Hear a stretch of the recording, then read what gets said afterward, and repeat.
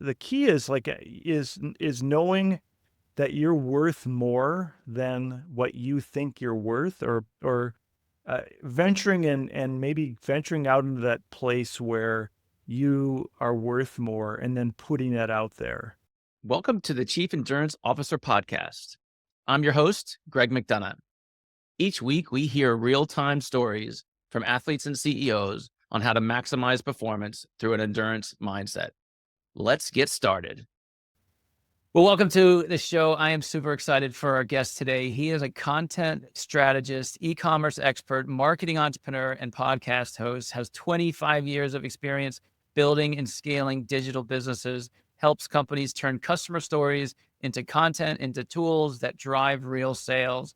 13-time founder, 3 exits, 33 marathons. That's a lot of threes, a power of 3 in there.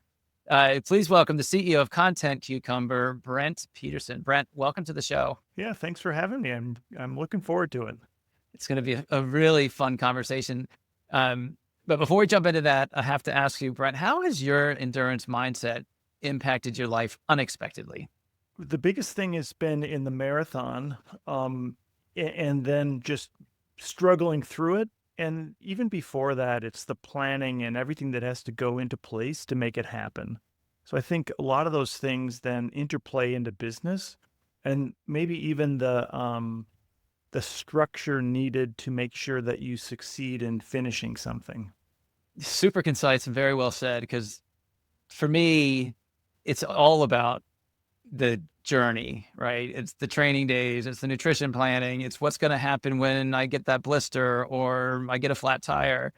Brent, I'd love for you to go a little bit deeper and sort of draw some parallels between, your strategy of training for a marathon and some of the business strategies that you've implemented. Sure. I think you just talked about having a flat tire, and I just did Lava Man in Waikoloa and in on the Big Island, and one of my friends also did it. He did not bring a spare, so his backup plan to having to his bike getting a flat was just to drop out of the race. So I'm a big believer in having a backup plan and having a plan in general, right? Like I do race pacing, which means you have to be at a certain pace and you have to finish at a certain time and you have to get everybody over the finish line at a certain time. And I've been extremely successful. I can say that I've only ever finished a race late once, and it was only because the half marathon was 3.6 miles, 13.6 instead of 13.1. And we realized it in the last 2 miles that the race was a little bit long. But I've always been within that 30-second time frame in which somebody requires you to be. So I think some of that planning and structure has to go into your race. And before you get to the start line, you should have a plan in place. And anybody that's done their first marathon, their answer always is, I just want to finish. Which is a great answer, and it's true. But I also helped pace a person on his first marathon, and he wanted to start out at a 13-minute pace, but he'd like to still finish in under 5 hours. And I said, hey, that's going to be really difficult to have to make it up at the end. Let's try to even it out, and knowing that over all this time span, we're going to have to do this certain pace, and we're going to have to plan on this and do all these things and put all those things into place. I think business is a real good parallel to that. I'm a believer in Agile and Scrum. So from a development standpoint, having a plan in place and planning that over time. So if you think about how sprints work, we usually go into a 2-week cycle. I personally run my own sprints every 2 weeks in my own planning. So I queue up a bunch of things that I'm going to do. I execute on those things. I do call what's poker playing, where you plan out your things and figure out how much time you have. And then at the end, I do a retrospect to see how well I did. All those things also apply in doing endurance sports. So I think there's a ton of parallels that people don't see.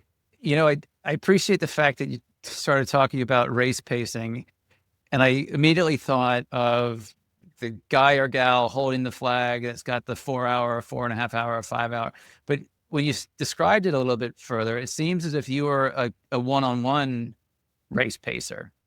Yeah, I do both. I do group pacing and I do one-on-one pacing. So, I mean, group pacing is by far the more fun because I'm a very chatty runner, which some people drives them crazy. They don't have to talk to me, but I also there's a lot of people that just want to finish at a time, and I'll say, hey, I'll run with you and do a 4:30 or 5:00 or whatever that time is. I'm not going to do a 3:15, but certainly I will help them to finish in the time they need to finish in.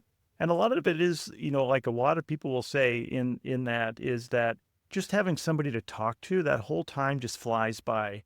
You forget about the mental part of it. You forget about what's happening at mile 18 or whatever the race is, and it helps you to get over some of those mental humps. I like to say that the marathon or long distance running is 90% mental, and the other 15% is in your head. I've never thought about it that way. Because my training, 99% of the time I'm by myself, and then I get to race day and the gun goes off and you're chugging along and you're staring at your Garmin. Another favorite thing of mine is like, I'm always convinced that the mile markers on the course are wrong and my Garmin may be right, and you take the one that it makes you look the fastest. Yeah. I mean, I have a thing, I think it's Pulse Race Pacing app, where you hit your lap button at every mile and then it recalculates your finish based on how many miles are left. So that way, as a pacer, instead of having your armband and then trying to mentally calculate how much time you have left, you can actually, your watch will give you a red or a green based on that. That's awesome. Brent, tell us a little bit more about you. How did you get into running? What was the first marathon like? Give us your story and how all this built up over time. Yeah, I mean, I think I got into running in my mid 40s just because I was overweight and I needed to do something. And my wife is a very, very good runner, so she convinced me to do Grandma's Marathon. That was in 2011. That was my first marathon. It was Grandma's number 35, and now I'm signed up for Grandma's number 50, which is coming up here next month.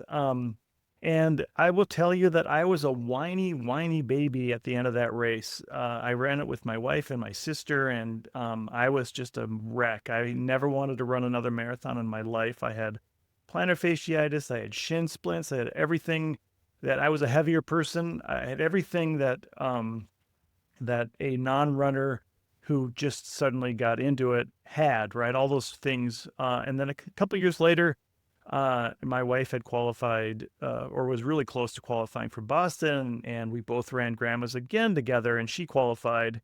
I came really close. I didn't come that close, but close enough for me. And I really got the bug at that point. When you're, if you're within, say, 20 or 30 minutes of qualifying, then you're like, okay, I can do it. I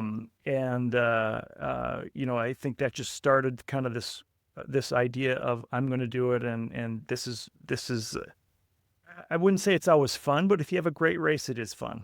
Mm. So then how did you get into race pacing? I think I joined RRCA, and the same time I started just running with other people, and I realized I was kind of good at it. Then my friend's a pacer. I have a couple friends that are pacers. They invited me to join, and there's always certain times that need pacers. So I'm in Beast Pacing and On Pace and all these different groups around the country. And man, there's a ton of races that need help. So I just started volunteering, and you get a free race bib, so why not? And I really do enjoy it. I really do like the fact that I can help people get over the finish line in a certain time. And the best part is, like, I say, hey, we have a mile left, go, or there's 800 meters left, run. This is your time to go. You don't have to wait for me. Just go. I'm not going to go faster or slow down. I'm going to go in at that same pace, but you can do it. That's fantastic. Well, thank you for doing that. And I've got loads of questions because I've always wondered how that worked, but I'm not going to burn up any more fuel on that. I'd really like to talk now about your entrepreneurial journey. You're a 13-time founder.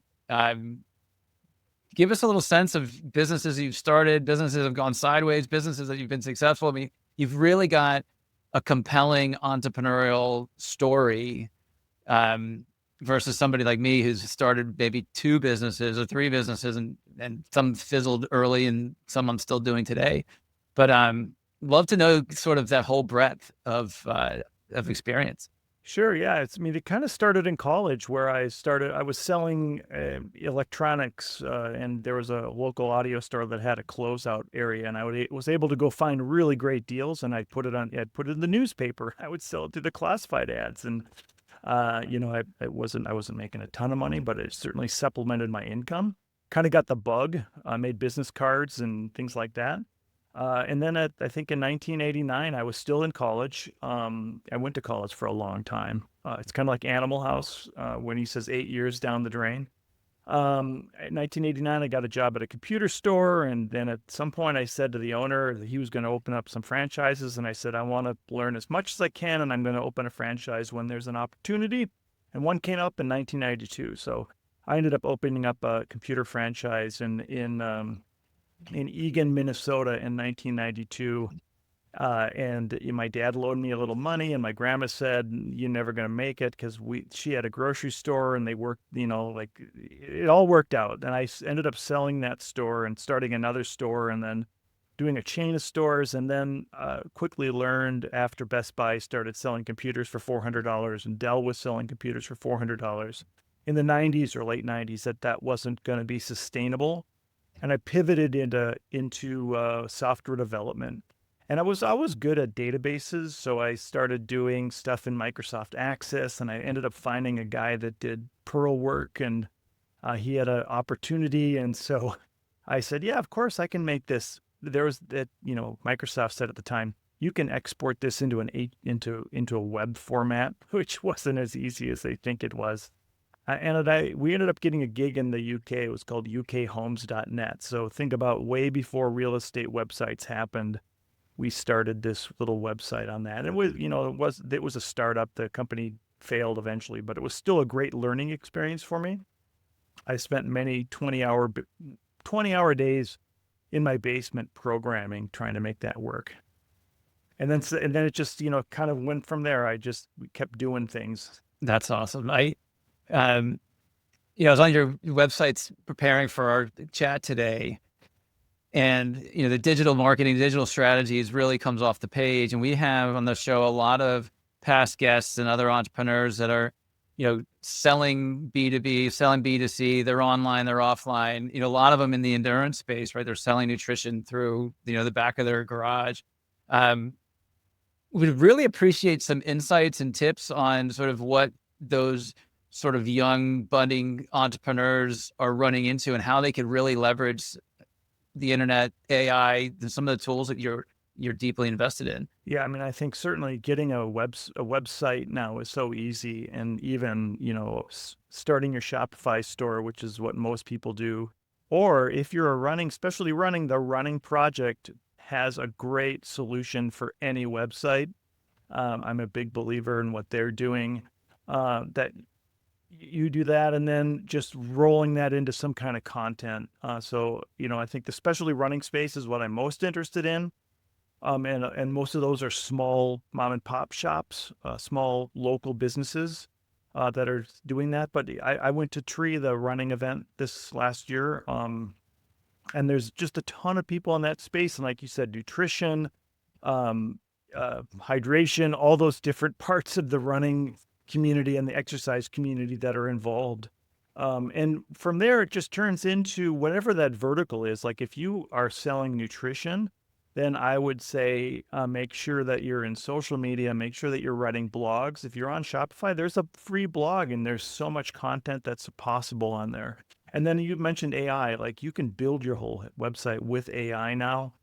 And the AI can help you in terms of how you're connecting those to your other pieces and how people are seeing you, especially like getting a bot on your site. I know that we partnered with a company called Gorgeous that have AI bots. The AI bots reads your whole web store, and it reads all your blog posts, and it now knows everything about your product.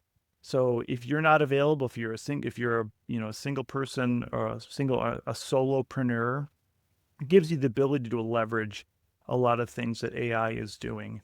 I think the one pitfall in terms of AI and generative AI right now is that people over depend on it, and you end up running into mediocrity. So it's not even the middle. It's not even the middle ground. It's like lower than the middle ground. It is just what ChatGPT has done for every single other person that ChatGPT is doing it for. And I know there's going to be people out there saying, well, I've got my own ChatGPT. If I've trained my own agent to do what I would like it to do, there's also a thing that ChatGPT has goldfish memory. And it is also always going to go to the lowest common denominator if it doesn't know exactly what you're asking for. So having a human involved in all that creation is going to be so important for you, and having your own spin on things, and as a brand, having your own voice in there and being unique amongst all of the other chat GPT things that are happening out there. As a brand, that is your most important thing. And right now, your most important asset is you as a human being. That's so well said. Because it is easy to get content developed using a couple prompts, and then you think it's fantastic. But to your point, it's not your voice. It's not consistent. It's not. There's a lot of challenges with this, and I suspect that's what you're helping clients with Content Cucumber. Yeah, I mean, my business partner is a journalist, and he uses some ChatGPT to come up with some content. And I read content all day long. Maybe my role's more of an editor or an AI guy, but I have to edit all the time, and like I recognize it. In more and more people are recognizing all those phrases and those things that, like the EM dash. Nobody can use EM dashes anymore, just because ChatGPT injects it all the time. So I think you as a human need to make sure that you as a human are injecting your own personality into that. And that's what we believe in. We have human beings that write content.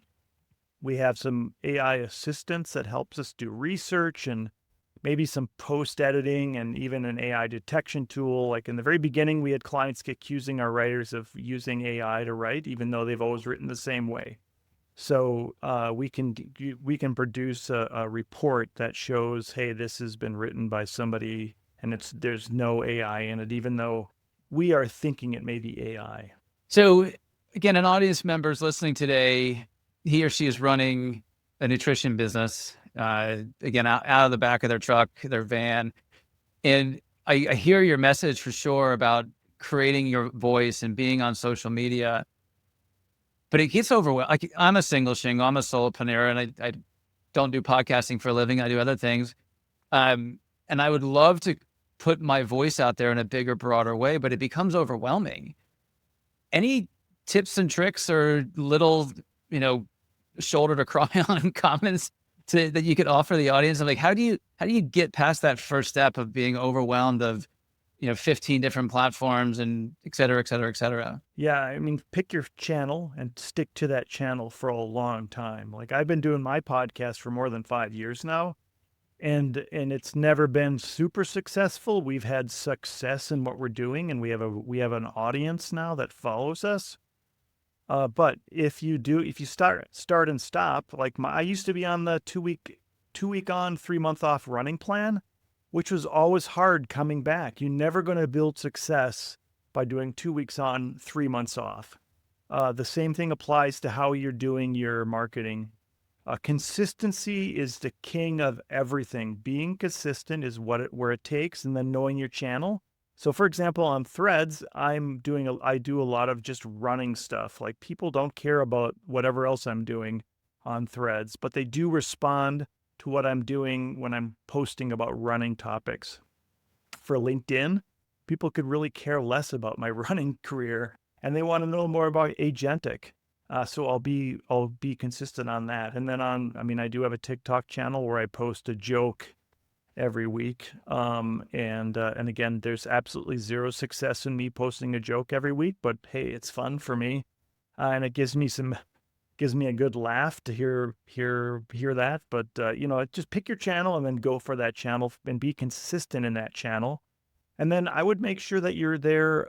If you do, like, you can do your social in advance, and I would use, like, in Facebook or Instagram, they have a tool within those platforms that allow you to schedule that over time. I would use those tools because you can come up with a whole bunch of social and then schedule it. And we even do that as a service at Content Cucumber, where we'll help you come up with social for a bunch of content and then help you schedule that over time. So I got to ask, what's the joke this week? Yeah, I don't remember what the joke was. We'll have to go find it. Yeah, you'll have to go find it. Yeah. Are you researching those and then repurposing them? Or are you coming up with them yourself? I just get a dad joke and I just read it. It's nothing special. That's awesome. Brent, you mentioned your podcast. Tell us a little bit more about your podcast.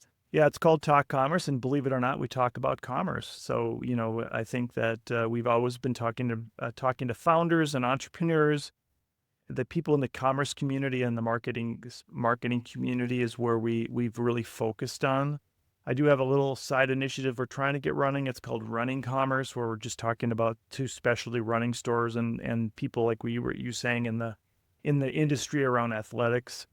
I think I'm also a big believer in EOS, Entrepreneurial Operating System, and there's a great book by Gino Wickman called Traction, and there's a thing called the shiny object that I've been accused of many times. And as an entrepreneur, could be your biggest downfall is the shiny object. So, you can do only so many things until you can't do a lot of things, and you can't do anything well, right? So I think doing one thing great is much better than doing 20 things okay. So, I think that I would love to do more of this, but I think, again, just that consistency of doing the same thing. And I've had a weekly podcast for 5 years now, and I've never missed a week. I'm 3 years. I've never missed a week. There was a couple times that it was iffy that I was going to have to go talk to my daughter. Say, come on, get on the show. So he hit that. And it goes back to what we started with about consistency, right? And how important that is for us, not only in the business perspective, but from an endurance and athletic perspective.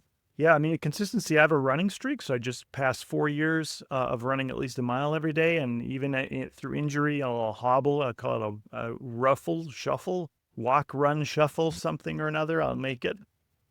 And then the other thing I have is I've tried to run at least a 13 miles plus in a calendar month, and I've done that since 2014. So, being consistent and it depends on your personality, but having a goal to go after and then a consequence if you miss that goal. I mean, I've run at, 11 o'clock at night in some foreign land because I landed and I have to get going, right? It promotes movement, but it also promotes consistency. A few years back, I was doing the mile a day, and I did it for the calendar year, so I hit the goal.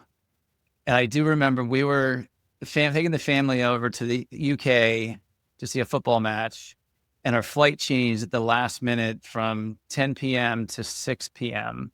And we scurry off to the airport, and I realized that the date's going to change overnight. And I mentioned it to my kids. And next thing you know, we're walking around the airport with my Garmin on to get the mile in. And like right when you get to the gate, it's like 1.01 and you hit stop and you move on.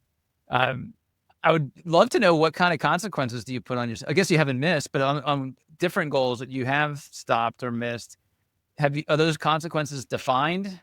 I mean, I certainly had a running streak going before the pandemic, and then I got injured and I found myself standing on a treadmill holding myself up because it hurt so bad. And I said, this isn't worth it. Right. So I think having some common sense in there is the consequence, right? And then also, I think having your easy days is really easy. Like you said, it could be a run walk. It doesn't mean you're running a 4-minute mile every single day.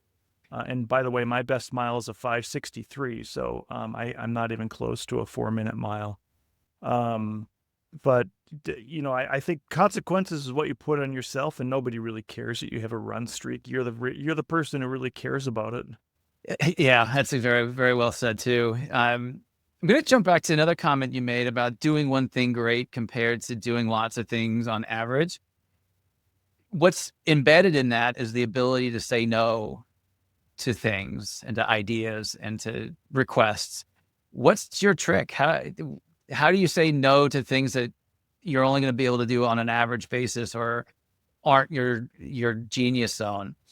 Yeah, that is super hard. And that is just, I mean, I'm still haven't mastered that. I mean, I think every entrepreneur doesn't want to turn down the deal, right? And I think that every entrepreneur falls into the trap of saying, hey, we can sort of do this, let's do it, right? And all of a sudden you're doing something that's mediocre, and then something really big comes in, and now what do? You don't do the other thing, or you try to do them both at the same time. Obviously, you can scale through having a team, which in my previous company, we were able to do that. But I think as a solopreneur, that's a really big challenge of how you can scale and do that. But I think the key is is knowing that you're worth more than what you think you're worth, or venturing in and maybe venturing out into that place where you are worth more, and then putting that out there. And I think that that helps you to be more focused on what you could do. So if you could make 10 times more than you do on the one small thing, and the things that you're making 10 times more only takes you half as much time more to do, financially and time sense, that makes just way more sense to do it, right? 100%. 100%. You know, the challenge that my own personal challenge with that, and where I struggle, because I 100% agree. If I could be laser focused on one, maybe two things, those one or two things would be performing at a much higher level. But I love trying new things, right? I love, especially when there's a new moon, I intentionally try something new. So months ago, I signed up for a dance class because I'm just fearful of my youngest asking me to go to the father-daughter dance and ask me to dance. And like, I'm going to start blushing just talking about it. And it was a terrible experience, but it's a good story. So again, I love trying new things. And I find that once you try it, then you kind of catch a new habit, or you catch a new idea. And next thing you know, I've got, 50% spread out over 10 different ideas. Yeah, I mean, I think trying new things doesn't mean you're going to be a master of new things, but I do believe in breaking out of some of your preconceived things that you think you can't do, or you think that you're bad at. And maybe some small habits aren't bad. I think maybe the time-consuming ones are bad, but I think, what you were saying about taking a dance class, and hey, I'm Scandinavian in my background, and I think all the Scandinavians are horrible dancers. I hopefully you don't have a big audience in Sweden or Norway, but or maybe it's just Midwesterners that aren't really great dancers. I would love to be a better dancer, and I think my wife and I have been saying we're going to take a dance class for the last 33 years. So maybe this is a good time, and maybe I should do that new moon thing. There you go. I think doing those small things, and I read the book Atomic Habits, which a lot of people have, that those small things turn into regular habits. They don't necessarily have to be your whole life. Yeah. Well, and I also find that it turns into a story. I think it goes back to the content that you were talking about earlier today, and especially in the introduction about learning how to tell the story, or learning how to tell your customer story.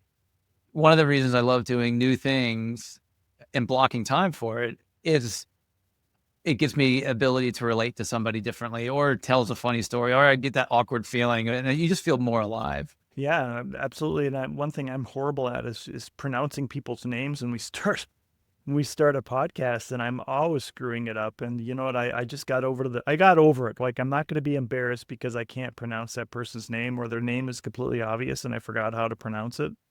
I think you're exactly right. Putting yourself out there to be embarrassed about something, and then knowing that, hey, it's going to be okay. I have that same fear. I'm happy your name was simpler than most.